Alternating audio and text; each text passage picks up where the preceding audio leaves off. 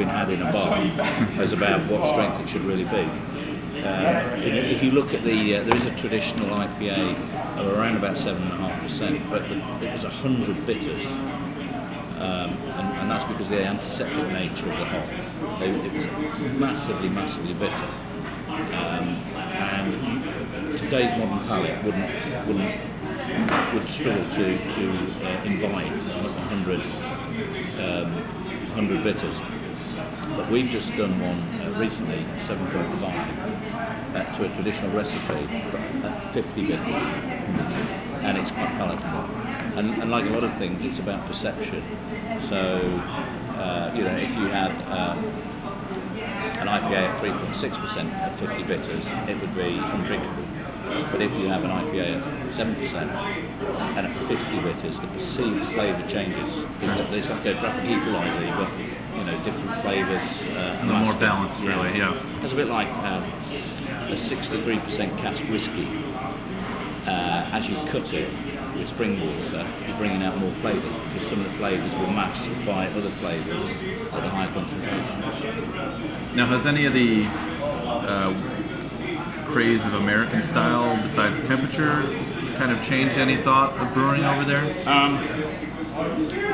From personal experience, St. Neil and where I worked in Boston in the 1980s for 6 months at a microbrewery, and then it was probably the flip side. It was where the English style was effectively, was being embraced by the American microbrewers. Yeah. And I remember doing Boston's Best Bourbon Bitter, for example, which was a cask beer that was done near Fenway Hall at the time. I would say back in the 80s that there was a mindset that. In case you guys want to try any of these other ones. Okay.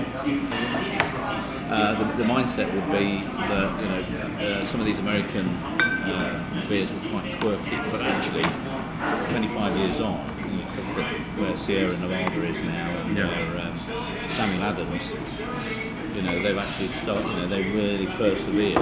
Yeah. And they've gone off piste a bit. They've not. They've gone.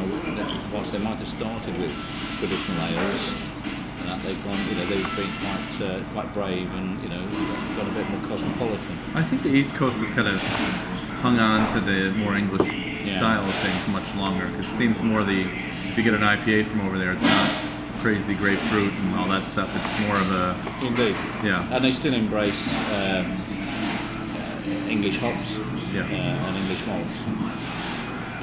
And I guess if you say what American influence had on British beer is some of the interesting hops, Willamette, Apache, Cascade, those sort of varieties that are grown over here in Oregon, Yakima Valley, and places like that, because they're quite quirky and quite high in aromatic oils. A lot of microbrewers in Britain now have embraced them. So it's the two cultures have started to merge a little bit, and the lines aren't perhaps as clearly defined as they were 30 years ago. Now, what is your favorite beer that you brew? Well, in draft form, that's cask ale, it's Abbott, and in bottle, it's hen. Now, does the bottle taste different? It's one of those. It's it's okay. This will just be. This is just regular carbonation. This is with nitrogen. It's a sticky subject because it's the same beer in effect, but I like John.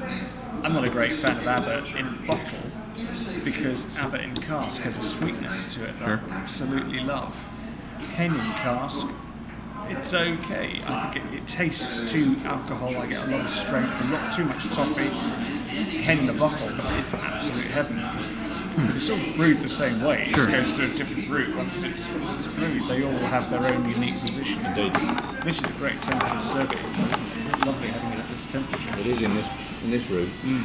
It's warm. Now, I imagine it gets quite hot in this part of the world. I could see now why you would drink beer at much colder temperatures. I don't think they have the air conditioning on. This is like in between seasons to where they're kind of like not trying to turn it on, but it would be cold in here. See, what I would say if I was in the UK, I'd be saying to people, cellar temperature 12 degrees Celsius. You should always, there's no right and wrong. It can be, in the summer, perhaps 10. In the winter, when it's really cold, maybe 14. You can have a range of about 4 degrees. But there is a risk sometimes at really cold temperatures, what I call super chill, you actually lose some of the cold. Sure. But the flip side to that is, of course, it'll always warm up. It'll never go the other way. I agree. Unless you live in the North Pole or something. And you'll see.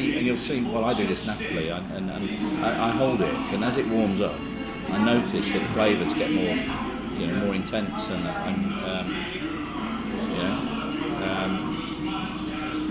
again, it's a bit in the same way you cook a whiskey. As you raise the temperature, you're bringing out more flavour. I think some of the problems also is that. When with American beer is higher alcohol, as the warmer it gets, you're going to start tasting that alcohol more. So maybe that's kind of like we try keeping it down and just keep that a little more subtle. Yeah, possibly. I mean, the alcohol does give a warming on the tongue. Yeah, there's no doubt about that, and it contributes to your mouthfeel. So you've got the residual sugar that gives you the body and the mouthfeel, but you also got the alcohol condensing on the tongue, which gives you a warmth. If you were slurping a beer, some of the warmth is contributed by the alcohol. If you were slurping a wine, it would be more intense, and if you were slurping a whiskey, it would even be more, almost burning. What's your favorite American beer? That's a tricky one. I guess Sam Adams Ale. It's quite good. We don't get a lot of it in the UK, very rare.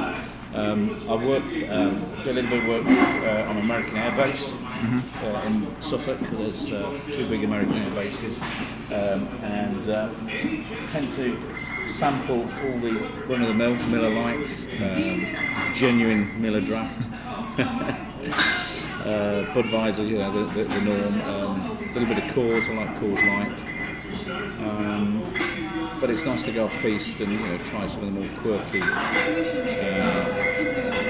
guess, American Belgian styles at times.